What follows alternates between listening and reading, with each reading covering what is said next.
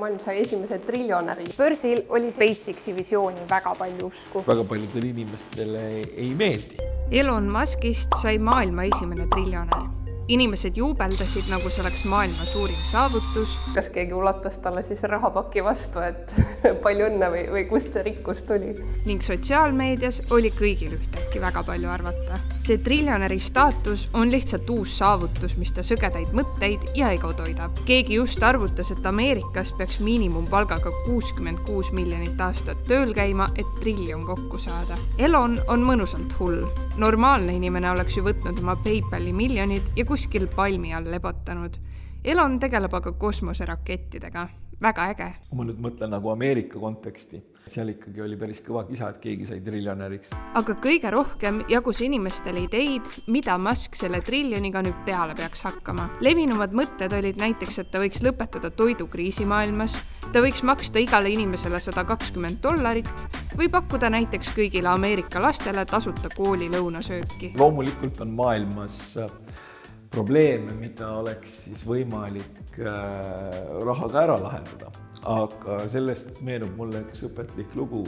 ÜRO mingisugune agentuur ütles, et maailma näljaprobleemi lahendamiseks oleks vaja $3 miljardit. Elon Musk ütles selle peale, et ma kannan üle, aga raamatupidamine peab olema avalik. Edasi oli vaikus. See ütleb erakordselt palju. Teine probleem asja juures on see, et tegelikkuses see raha, mida te rikaste tabelis inimese nime kõrval näete, ei ole tegelikult see raha, mis inimesel rahulikult pangakontol istub. See kujuteldav raha tekkis tänu sellele, et Elon Musk otsustas teha enda SpaceX ettevõttega ühe suurima IPO ajaloos.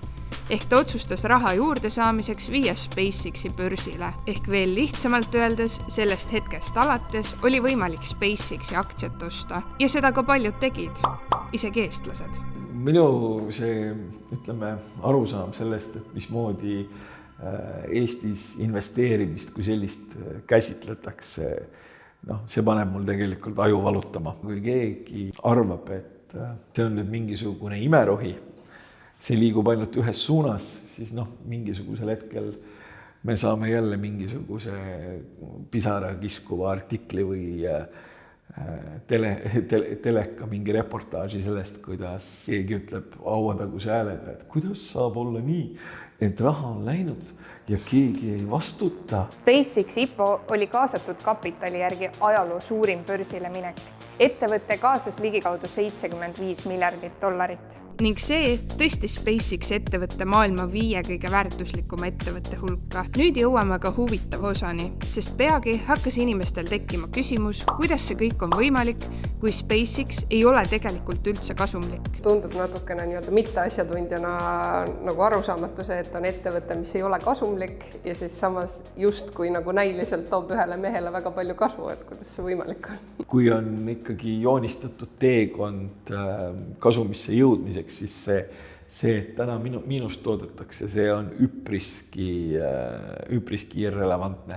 Tegelikult ettevõtet hinnatakse ikkagi vastavalt sellele, mis ta tulevane rahavoog võib olla. Kuid ka siin avastati peagi, et kogu see tehing, mis Muski triljonini viis, on tegelikult korralikult ülehinnatud. Kui selline minusugune pahur varahaldur hakkaks mõne, noorem analüütikuga koos mõtlema, et mis see ettevõte võiks väärt olla, siis tõenäoliselt me saaksime kuskil 3 korda väiksema väärtuse, kui ta hetkel börsil on.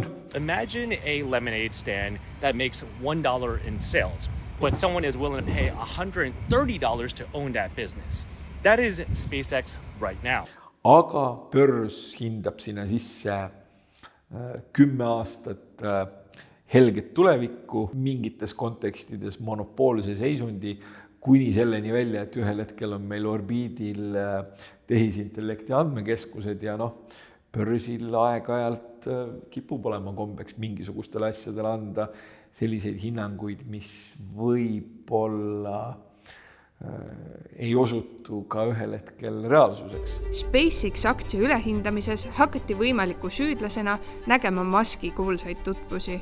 eriti arvestades, et SpaceXi börsile minek muutis väidetavalt Trumpi administratsiooni veelgi rikkamaks. Musk võib olla küll väga rikas, aga tema sõpradel ka ei ole nagu nii palju seda raha, et seda nii-öelda hinda sellisele tasemele viia. Reaalne vastus, miks SpaceX aktsia nii palju ülehinnati, ei ole aga sugugi nii glamuurne ning peitub selles meeletult mahukas dokumendis. See on S1 dokument, mille Ameerika firmad peavad täitma, kui nad soovivad enda aktsiaid avalikult müüma hakata. Kogu see dokument on täis toredaid pilte kosmosest ja enda missiooni on nad sõnastanud seal järgnevalt. Luua süsteemid ja tehnoloogiad, mis on vajalikud elu multiplanetaarseks muutmiseks, mõista universumi tõelist olemust ja laiendada teadvuse valgust tähtedele. Ning ka Musk ise on loonud SpaceXist kuvandi kui kosmosefirmast. We want to be able to take anyone who wants to go to the moon, anyone who wants to go to Mars, or anywhere in the solar system, and maybe beyond the solar system at some point. We want to be able to take you there. Not just a few astronauts, I mean you. Literally you. Dokumendis jäi aga inimestele silma üks huvitav detail. Nimelt on firma valdkonna koodina toodud seal välja kood 7370, mis vastab hoopis tehnoloogia valdkonnale, täpsemalt programmeerimisele ja andmetöötlusele. Aga mis ettevõte see SpaceX üldse on? Selles mõttes, et ma arvan, enamik inimeste jaoks kuidagi see pigem seostub selle mingi kosmose ja raketimaailmaga. Ütleme, et Elon Musk on sinna alla võtnud tegelikult päris mitmeid enda selliseid kooperatiive integreerinud. Ja sisuliselt võib öelda, et tegemist on kosmose kaldkriips tehisintellekti ettevõttega, aga seal on paar asja veel, nii et ta ei ole puhas kosmos päris kindlasti. Ehk tegelikkuses ei ole SpaceX ettevõtte põhifookuseks enam ammu kosmoseraketid, vaid ettevõtte suurima ja edukaima osa moodustab hoopis Starlink, mis tegeleb interneti pakkumisega.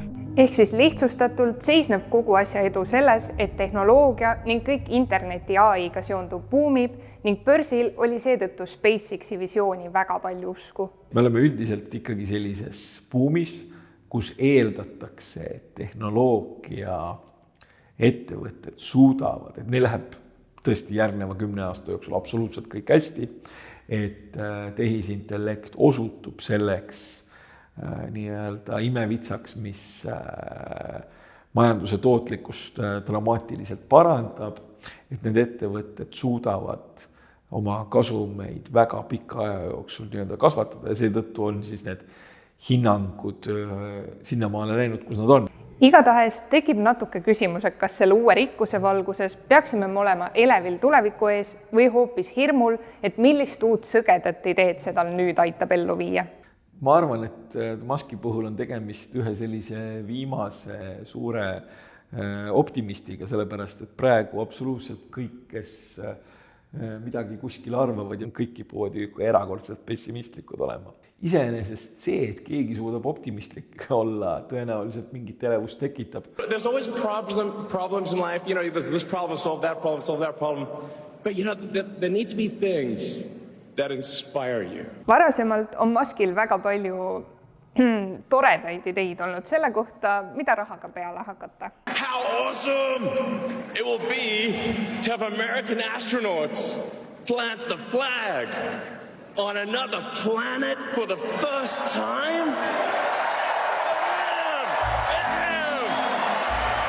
Yeah! Ja üks säravamaid pärleid on muidugi olnud idee panna kokaiin tagasi Coca-Cola sisse.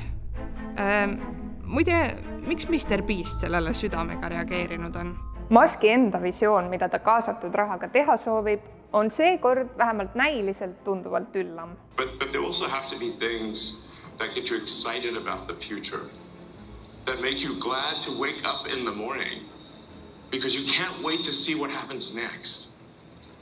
And that's the future that SpaceX wants to bring to you. Hetkel tundub peamine, miks SpaceXi raha tarvis oli see, et nende visioon on sõidutada kõik enda interneti AI-ga seotud andmekeskused kosmosesse. Kui plaanid on suured, siis raha on vaja. Kui börsil on tehnoloogia buum, siis seda raha sealt võimalik saada on. Ehk siis võib-olla ei olegi kõige olulisem küsimus see, kas Elon Musk väärib triljonär olemist, vaid hoopis see, miks olid miljonid investorid valmis uskuma, et see ettevõte võib kunagi nii palju väärt olla. metsas natukene rohkem taevast nähest on võimalik, eks ole, suhteliselt väikeste ja odavate seadmetega saada suhteliselt suur internetiühendus. Ehk siis seda teenust on vaja laiendada. Et siin on kohati räägitud sellest, et satelliite tuleb vähemalt nagu korra 2 nädala jooksul orbiidile lennutada. Ja korra 2 nädala jooksul millegi orbiidile lennutamine pehmelt öeldes kallis tegevus. Samas nagu näha, on suur osa sellest rikkusest tegelikult kujuteldav ning sama kiiresti kui see tekkis, võib see rikkus ka kaduda, jah.